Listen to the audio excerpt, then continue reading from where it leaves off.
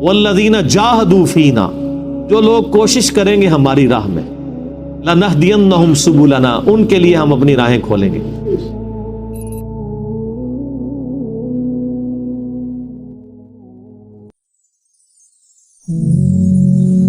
اسی کا کلائمیکس ہے انا ہدیناہ السبیل، ہم نے سیدھا راستہ دکھا دیا ہے، اما شاکرا و اما کفورا، اب تمہاری مرضی ہے ناشکری کی روش اختیار کرو یا شکر گزاری کی۔ یعنی میرے پہ نہیں رہنا کہ میں کنوں پکڑ کے تو مسجد ہی پہنچانا ہے کہ بھی اذان ہوئی ہے تو آپ خود بخود آپ کے قدم مسجد کی طرف چل پڑے، ایسے کوئی نہیں ہونا۔ ایسے ہونے لگ پڑے پھر جنت بھی نہیں تھی نا ملنی، جنت تو ہے ہی آپ کی اپنی چوائس کے اوپر ہے۔ اور سورہ العنکبوت کی جو آخری آیت ہے والذین جاہدوا فینا، جو لوگ کوشش کریں گے ہماری راہ میں، لنہدینہم سبلنا، ان کے لیے ہم اپنی راہیں کھولیں گے۔ وَإِنَّ اللَّهَ لَمَعَ الْمُحْسِنِينَ، اور اللہ تعالیٰ محسنین نیکوکاروں کے ساتھ ہے۔ تو جو کوشش نہیں کرے گا کچھ بھی نہیں ہونا اس کے۔ اور آپ دیکھ لیں، آپ جو جس کے لیے چیز کے لیے ایفرٹ پٹ کرتے ہیں وہ ہو بھی جاتی ہے۔ کوئی بہت ایسا مسئلہ ہو جو آپ کے قابو سے باہر ہو جائے، لادہ بات، آپ نے جو اپنی زندگی میں جن چیزوں کے لیے ایفرٹ کی ہوئی ہے نا، وہ اکثر چیزیں آپ کو مل ہی جاتی ہیں، اور جن چیزوں کو آپ نے کیجول لیا وہ پھر کیجول ہی رہتی ہیں۔ مجھے بتائیں اس کائنات میں سب سے قیمتی چیز کون سی ہے؟ ایمان۔ تو آپ یہ سمجھتے ہیں کہ وہ ایمان جو ہے وہ سب سے سستے طریقے سے آپ کو مل جائے گا؟ انگلش میں محاورہ ہے کوالٹی نیور کمز چیپ، معیار اور کوالٹی کبھی سستی نہیں ملتی۔ اس کائنات میں سب سے معیاری چیز ایمان ہے، وہ آپ کو سستا ملے گا۔ یہ وہ ٹکٹ ہے جس کے اوپر آپ کو جنت میں ہمیشہ کی زندگی ملنے والی ہے۔ دنیا میں آپ مہنگے سے مہنگا بھی ٹکٹ کسی جگہ خوبصورتی کے کسی آپ چڑیا گھر میں چلے جائیں یا کسی باغ کے اندر، وہ بھی چند گھنٹوں کے لیے ہوتا ہے، اور ہمیشہ کے لیے ہمیشہ کی زندگی کا ٹکٹ وہ آپ سمجھتے ہیں مفت مل جائے گا؟ تو اللہ تعالیٰ ہمارا ہے ان ہوا الا ذکر للعالمین، یہ قرآن اور نبی علیہ السلام تو نصیحت ہے سارے جہان والوں کے لیے۔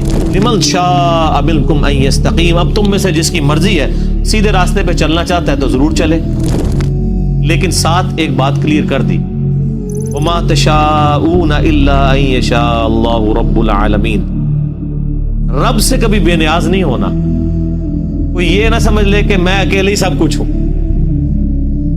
اسی لیے مسئلہ تقدیر کو بھی ہمارے ایمان کا حصہ بنایا گیا۔ صرف اپنی مرضی بھی کوئی چیز نہیں ہے اور صرف تقدیر بھی کوئی چیز نہیں ہے۔ یہ اللہ کی منشا اور انسان کی منشا جب شامل ہوتی ہے نا، پھر انسان ہدایت تک پہنچتا ہے۔ اللہ سے بے نیاز نہیں ہونا، وما تشاءون الا ان یشاء اللہ، اور تم تو چاہ ہی نہیں سکتے جب تک اللہ نہ چاہے۔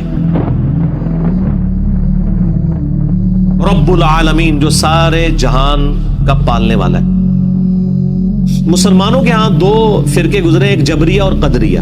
جبریہ تھے جو کہتے تھے کہ تقدیر نے ہمیں مجبور کیا ہوا ہے، جو اللہ چاہتا ہے ہم وہی کرتے ہیں، ہماری اپنی کوئی مرضی نہیں ہے، یہ بھی گمراہی پہ مبنی ہے عقیدہ۔ دوسری طرف ہے قدریہ جو کہتے ہیں تقدیر کوئی شے نہیں، سب کچھ ہماری مرضی ہے۔ ایسا بھی نہیں، اللہ آپ کو گیون سرکمسٹانسز دیتا ہے، اس میں آپ نے بیسٹ پرفارم کرنا ہے۔ تو اہل سنت کا منہج اس کے درمیان ہے کہ کچھ چیزوں کا اختیار اللہ نے انسان کو دیا ہے، کچھ کا نہیں دیا۔ یعنی اللہ نے انسان کو یہ چوائس نہیں دی ہے کہ وہ اپنے ماں باپ چوز کرے، اپنا قبیلہ چوز کرے، اپنا ملک چوز کرے کہ میں نے کہاں پیدا ہونا ہے۔ یہ اللہ تعالیٰ نے اپنے پاس رکھا ہے۔ اس کی شکل و صورت، اس کی عمر کتنی ہو، یہ اللہ نے اپنے پاس رکھی۔ اور اللہ تعالیٰ نے ان باتوں کا حکم بھی نہیں دیا ہوا، حکم انہی باتوں کا دیا جس کی اختیار آپ کو دیا ہے۔ کہیں آیا کہ اللہ تعالیٰ نے فرمایا کہ میں حکم دیتا ہوں کہ تمہاری آنکھیں بلی ہونی چاہیے، اور ناک موٹا نہیں ہونا چاہیے، پتلا ہونا چاہیے، اور قد 6 فٹ ہونا چاہیے، اس سے کم نہیں ہونا چاہیے۔ یہ کہیں آیا ہے؟ اللہ نے اپنے پاس رکھا۔ جو آیا وہ یہ ہے کہ اللہ کے تابع فرمان بنو، ماں باپ کے ساتھ اس نے سلوک کرو، حرام سے بچو، اس کا اختیار بھی آپ کو دے۔ یہ تقدیر کا مسئلہ بہت کریٹیکل ہے۔ بعض لوگوں نے اس آیت سے غلط رزلٹ بھی نکال لیا کہ اللہ فرماتا ہے تم تو چاہ بھی نہیں سکتے، اللہ ہی چاہے گا۔ اگر یہ بات ان معنوں میں ہو، یہ ان معنوں میں نہیں ہے۔ اس سے پہلے جب اللہ تعالیٰ کہہ چکا ہے کہ جو چاہے گا وہ اللہ کی طرف راستہ اختیار کرے، اس کے ساتھ اس چیز کو ایڈ کیا جا رہا ہے تاکہ اللہ سے کوئی بے نیاز نہ ہو. ورنہ اگر یہ مان لیا جائے کہ اللہ نے زبردستی ہدایت دینی ہے اور انسان کوشش بھی کرے تو اسے ہدایت نہیں ملے گی, تو پھر سارے انبیاء کا مقدمہ دھڑم سے نیچے گر پڑے گا.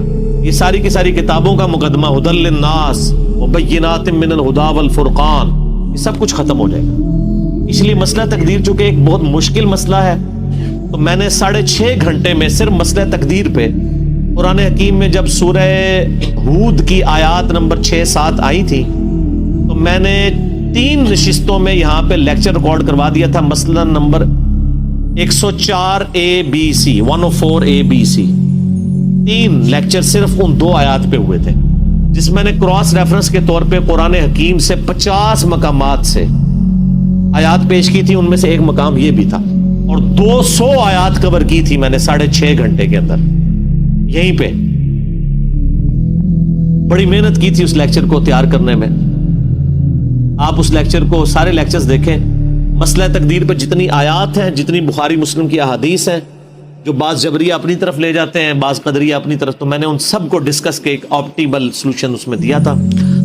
آج چونکہ اب متحمل نہیں کہ میں اس میں اب وہ دوبارہ سے ساری ڈسکشن کروں, بل میں نے نٹ شیل کے اندر آپ کو مسئلہ تقدیر کا عقیدہ سمجھا دیا ہے.